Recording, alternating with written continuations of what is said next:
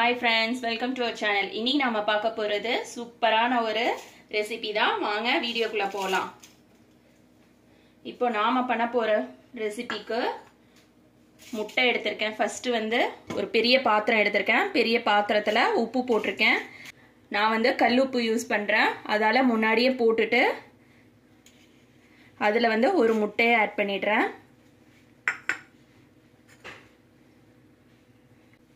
நான் முட்டையை ஊத்திட்டு இப்போ பால் ஊத்த போறேன். பால் காய்ச்சினது காய்ச்சது எதா இருந்தாலும் பரவாயில்ல. சப்போஸ் உங்ககிட்ட பால் இல்லைனா கூட நீங்க அதுக்கு பதிலா பால் பவுடர் ஆட் பண்ணிக்கலாம். இதை ஃபர்ஸ்ட் நல்லா தேய்ச்சிக்கலாம். இதோட அளவுகள் எல்லாமே நான் டிஸ்கிரிப்ஷன் பாக்ஸ்ல கொடுக்குறேன், செக் பண்ணிக்கோங்க.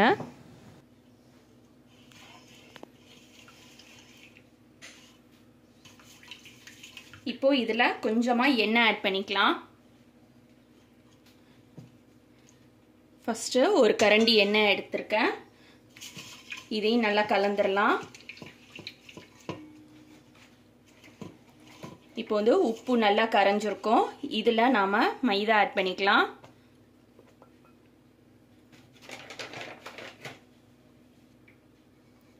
இப்போ மாவை நல்லா கலந்துடலாம்.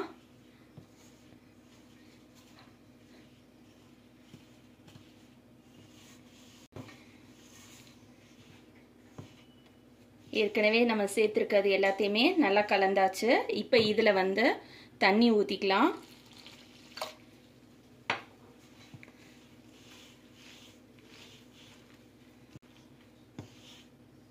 நாம பண்ண போறது மதுரை பன் பரோட்டா.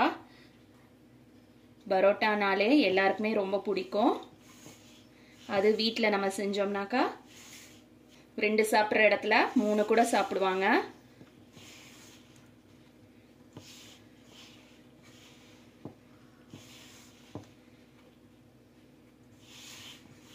மாவு பிசையும் போது நம்மளுடைய இந்த இடத்து இருக்கு இல்லையா, உள்ளங்கையில், இதால தான் நம்ம அழுத்தம் கொடுத்து பிசையணும். பிசைஞ்சிட்டு நான் காட்டுறேன் உங்களுக்கு.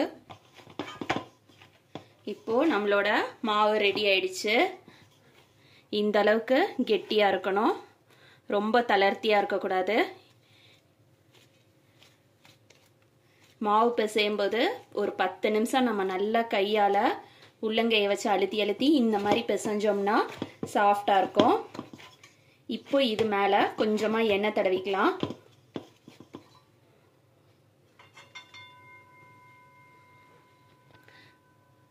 கொஞ்சமா எண்ணெய்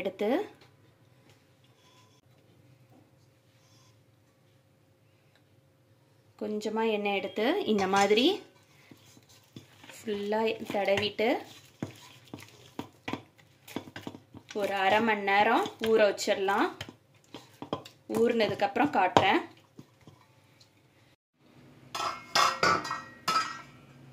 இப்போ நம்மளோட பரோட்டா மாவு ரெடி ஆயிடுச்சு. பாருங்க, விரல்ல வச்சா எந்த அளவுக்கு உள்ள போகுதுன்னு. சாஃப்டா இருக்கு மாவு நல்லா. இப்போ இதுல நம்ம உருண்டை போட்டுக்கலாம். உருண்டை போட முன்னாடி இந்த பாத்திரத்துல இருக்கிற எண்ணெய் எல்லாத்தையும் இதுல அப்படி தொடச்சு எடுத்துடலாம்.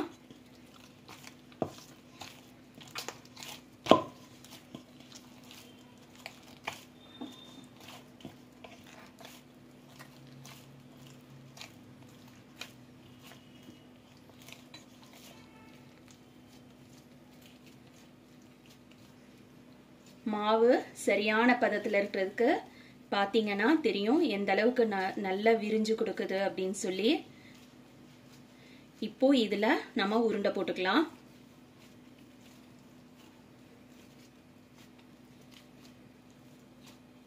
எந்த அளவுக்கு வேணுமோ அந்த அளவுக்கு உருண்டை போட்டுக்கலாம்.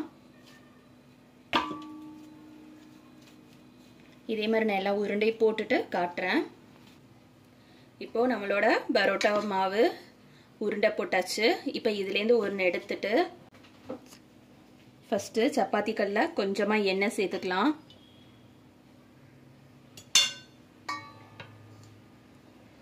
பரோட்டா மாவை அதில் தேய்ச்சிட்டு நல்லா திரட்டிக்கலாம்.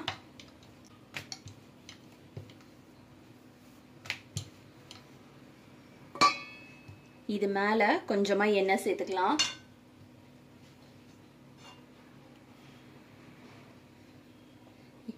எண்ணெய் சேர்த்துட்டு நம்மளோட 2 கை வச்சு இந்த மாதிரி விசிறணும். இப்போ இதில் கொஞ்சமாக திரும்ப எண்ணெய் சேர்த்துக்கலாம். எண்ணெய் சேர்த்துட்டு இந்த மாதிரி எடுத்துட்டு இப்படி ஒரு ஃபோல்ட் பண்ணணும். திரும்ப இங்கேருந்து இப்படி ஒரு ஃபோல்ட் பண்ணிட்டு இதை வந்து இந்த அளவுக்கு போடணும். இப்படி பண்ணிட்டு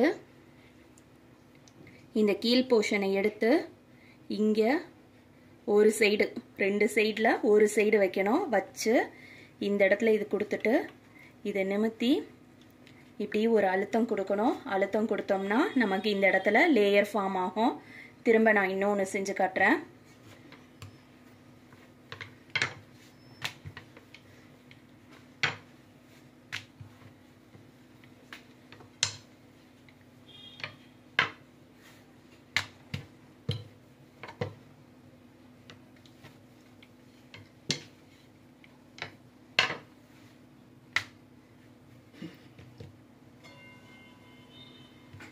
இது மாதிரி தேய்ச்சிட்டு இதில் கொஞ்சமாக எண்ணெய் சேர்த்துக்கலாம்.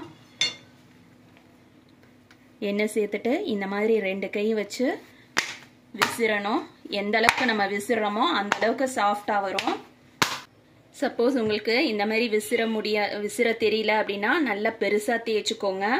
தேய்ச்சிட்டு கொஞ்சமாக எண்ணெய் சேர்த்துக்கோங்க.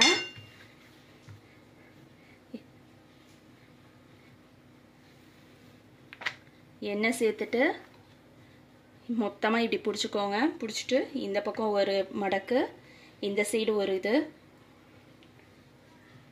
திரும்ப இங்கே கொஞ்சமாக எண்ணெய் போட்டுக்கோங்க.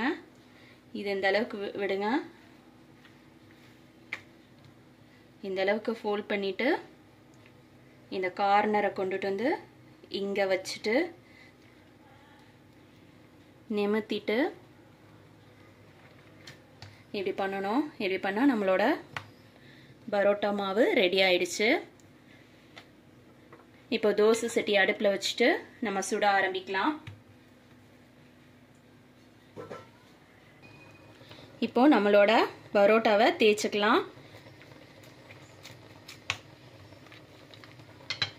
ரொம்ப அழுத்தம் கொடுக்க வேண்டாம்.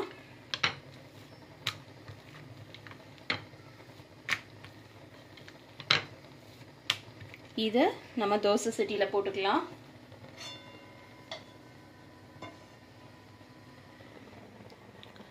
தோசை சட்டியில் ஃபஸ்ட்டு எண்ணெய் கொஞ்சமாக ஊற்றிக்கலாம்.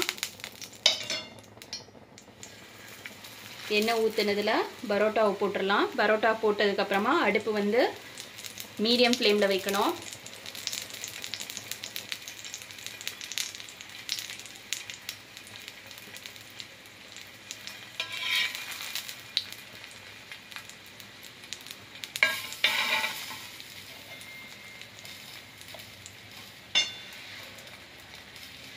பரோட்டாக்கு மேலேயும் கொஞ்சமாக எண்ணெய் ஊற்றிக்கலாம்.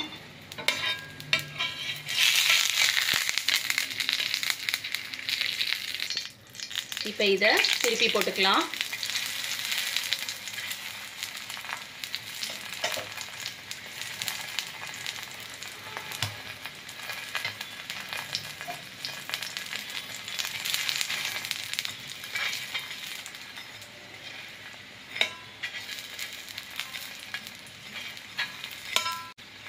பரோட்டாவை எல்லா பக்கமும் பொரியறதுக்காக லேசாக சுற்றி விட்டுக்கலாம். அப்போ தான் ஈவனாக பொரியும்.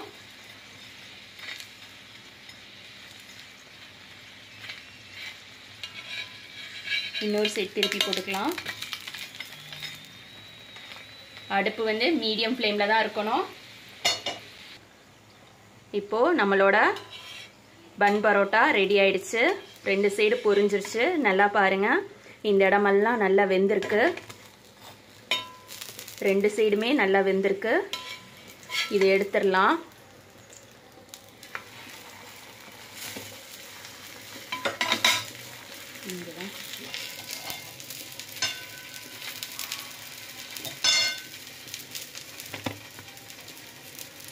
இது பார்த்தீங்கன்னா நல்லா வெந்திருக்கும், ரெண்டு சைடும் கலர் வந்திருக்கு, உள்ளுக்குள்ள வெந்திருக்கும். இதை வந்து லேசா தட்டணும், வேகமா தட்டக்கூடாது.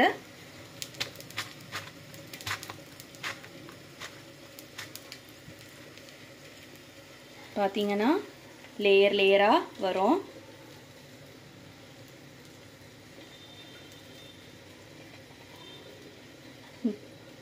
இப்போ நம்மளோட மதுரை பன் பரோட்டா ரெடி ஆயிடுச்சு.